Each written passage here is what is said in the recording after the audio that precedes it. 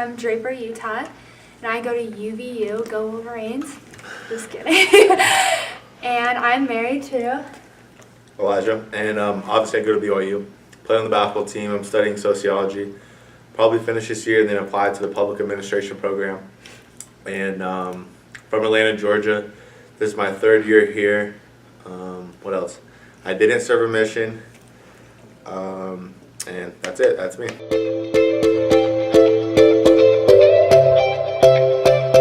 So I threw a party and he came to it. So that's how we She met. threw a party. I came to it. But the thing is, listen to this. I came to it with a different girl, and that's how I got her. That's how I got her. Is it true? He's out of control. Yeah, exactly. So, all right.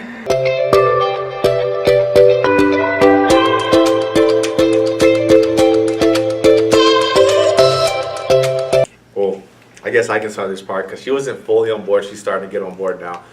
A lot of my family vlogs, my aunt, my uncle, and for me it was more of I'm using it more of an outlet to kind of inspire kids, and because a lot of kids are always DM me on Instagram like, hey, what can I do for this, what can I do for that? So pretty soon here I'm going to start doing like drills and stuff to kind of show little kids and inspire little kids, because every single time a little kid comes to me and asks me, oh, you're so lucky, I say, listen, like I was in your shoes at one point, you can be in my shoes, all you have to do is work. So I think this platform that I'm on, I can use it for good, but I also have to realize that I have a lot of people looking up to me, so I also have to make sure and watch every action that I do. Now it's time to get some books for classes.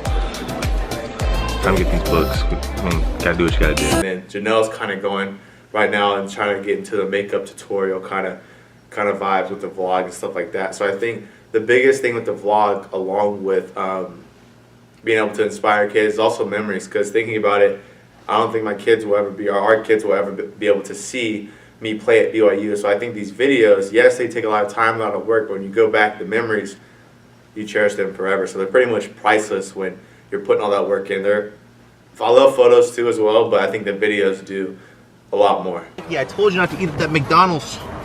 It's not good for you. Okay, right there. Okay, around your neck, just in case you little. Yeah. We're both horrible at keeping a journal, so we're like, why not we videotape it and let everyone watch it? Because a lot of us have been getting, you know, DMs on our Instagrams and everything like, how do we do this? How do we do that? What about this? And what about that? So why don't we just like videotape our whole life, you know, and show people instead of typing it out, because I'm too lazy to do that.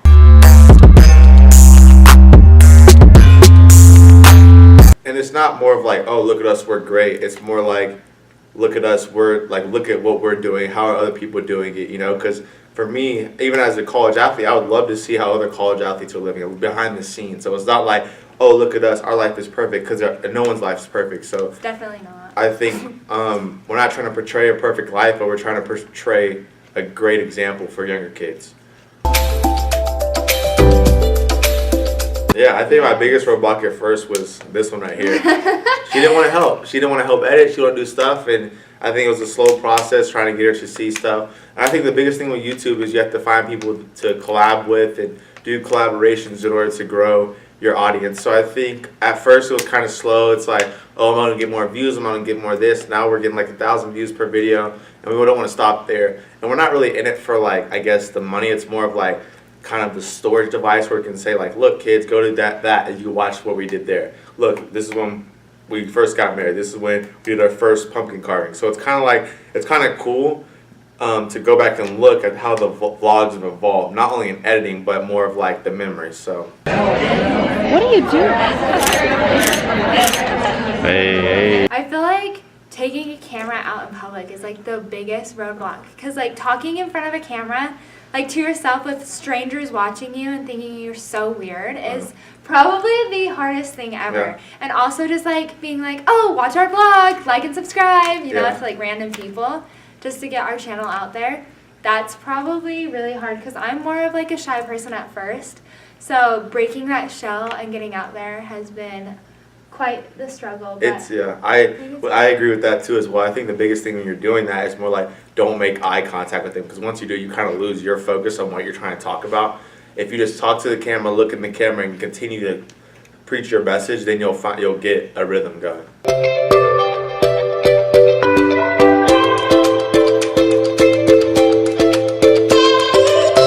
I think for me, just being in my position that I was growing up, it was more like I was 5'7" in ninth grade. I wanted to play Division I basketball. I'm just like, the biggest thing that I looked up to, I lived in the same neighborhood as Dennis Felton, currently the coach at Cleveland State, was the coach at University of Georgia.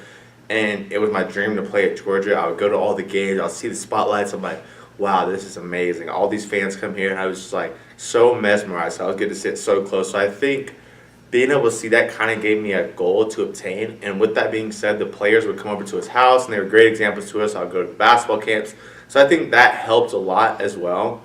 And then just being like my coaches like Emory Walton, Tommy Slaughter, those type of people that have kind of pushed me to those limits each and every day.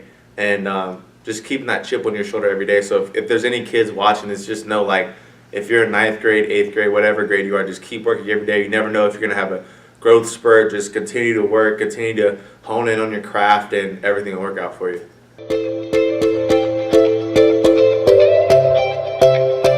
If you're watching this, please go to EB&J on YouTube and like and subscribe. Like and subscribe, everyone.